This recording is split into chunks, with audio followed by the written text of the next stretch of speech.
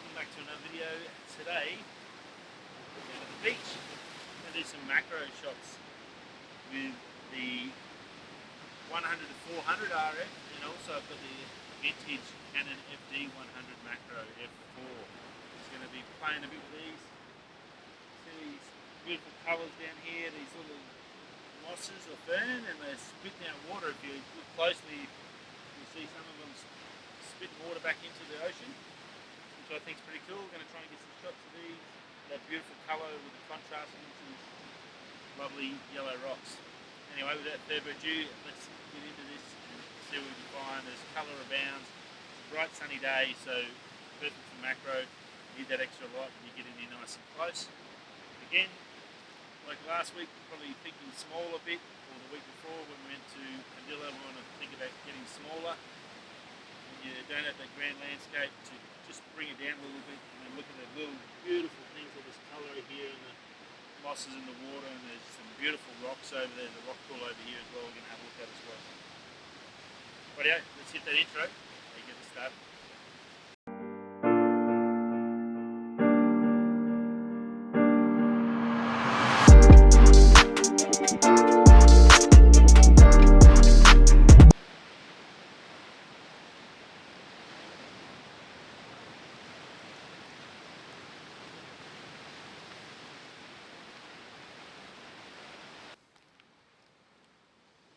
Okay, so a little bit tricky to sort of get in there without, I don't want to obviously damage any of these coral or whatever they are. They're alive, so they're spitting water out every 10 or so minutes. So a bit tricky, so I reversed Winston here over, and I've got it down, and I've got to cut little shots, probably this one here and then one with the rock in.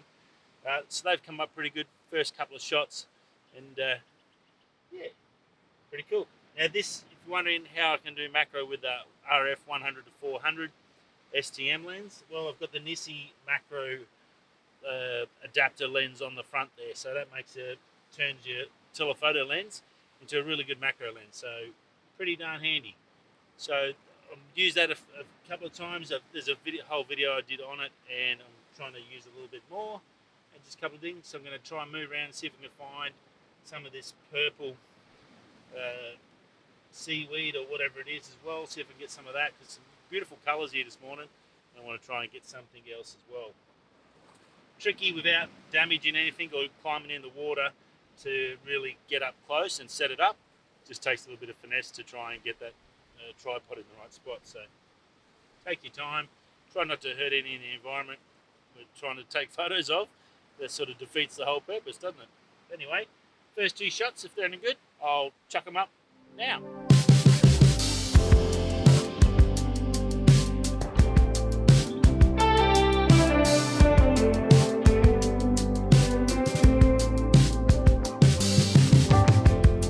When I saw you walking down that hill, head high and shoulders back, watching you was such a thrill. All that I could do was laugh. I couldn't hold it back. I couldn't hold it. I couldn't hold it. Hopefully you can see it. It's a little coral or mollusk just here on the rock. Second composition, I guess. I've had a bit of a play around. It's tricky sort of getting it set up. Obviously, as I said before in the last one, it's without damaging anything or destroying the coral or what we're trying to take a photo of, and doing that, and then getting in the right angle with the light, because it's obviously bright and sunny, which is great for the macro photography, because you get enough light in there for those small spaces, and you really need that good light. It's a little bit tricky, but obviously just looking around, noticing these and the textures you've got here on the little barnacles, I guess you'd call them. That white against the gold background, pretty good. Again, using a 10-second timer for the shots to make sure that once I take the shot, because any little movement in a macro photography is going to be pretty much terrible, it's going to make it blurry. So 10-second timer, got it on Winston upside down. So that's a perfect spot and a perfect scenario. Nice and solid base, and you get a good shot. Now I went to get the. I did say before I had the Canon FD lens here, which I do, but I forgot the adapter FD to RF. What a mistake to make. I went through everything last night and I checked everything, and for some reason I thought I had it on there, but I forgot it was on the 300mm still. So my bad. So we're just shooting with the 100 to 400 today, but I've got a couple of good shots. I'm going to have a look around and see if I can get one more shot, and then yeah, well, pretty much it. Nice quick one, just a little bit of macro. Been fussing around for about 30 minutes, 45 minutes now. Got about another half an hour or so before I want to. I'll see if I can get one or maybe two more shots, and then we'll come back and have a chat before we go.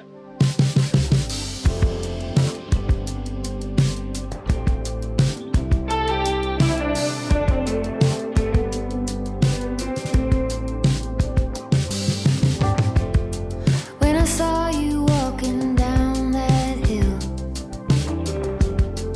head high and shoulders back, watching you was such a thrill. Well, we're done and dusted here. Had a little bit of fun. It was good, quick little outing today. Been about an hour and a half, not 2 hours, trying to find the spots. Actually, it's a really good exercise, I believe, doing macro, because you think you're looking small when you're not looking small, if that makes sense. So even though I was looking, I had some sort of small compositions in mind, they, in fact, once you go to that macro level, they weren't small enough. So I come over to this little trickle coming down, and there's all these beautiful shells and oysters and some sort of little creature. It was the last shot I'm shooting, so hopefully you'll see that. But some shells with patterns, and even with that macro on those shells, the depth of field on the shells sort of blows it out. It gives that really nice sort of painterly sort of feeling into it as well. Colours of the rocks, using those colours as backgrounds is also a good thing. So that's why this little area here, I probably got more out of this area than the others, because there's a lot of really small stuff.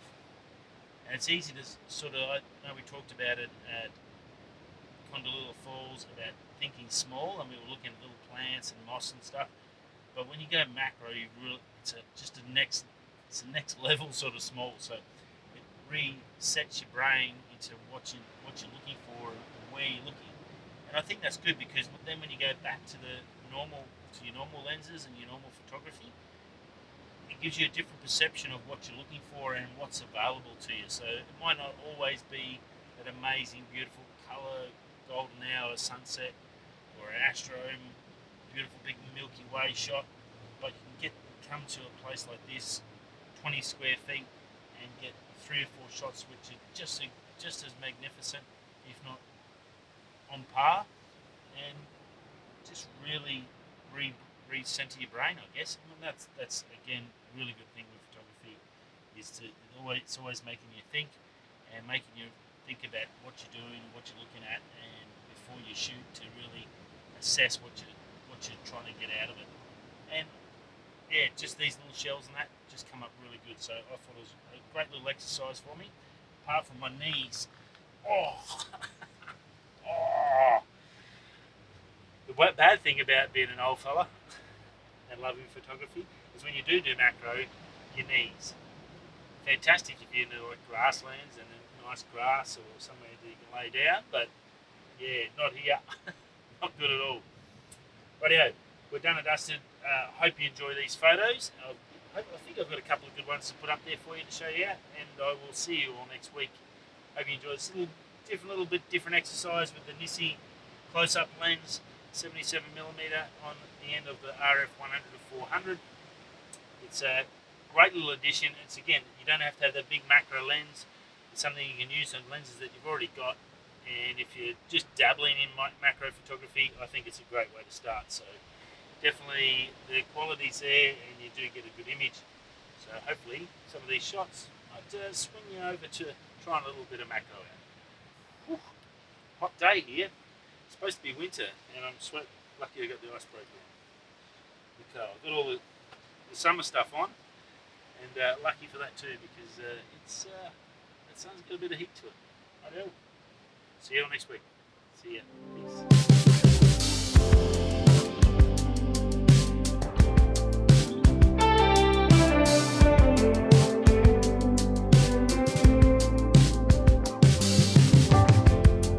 When I saw you walking down that hill,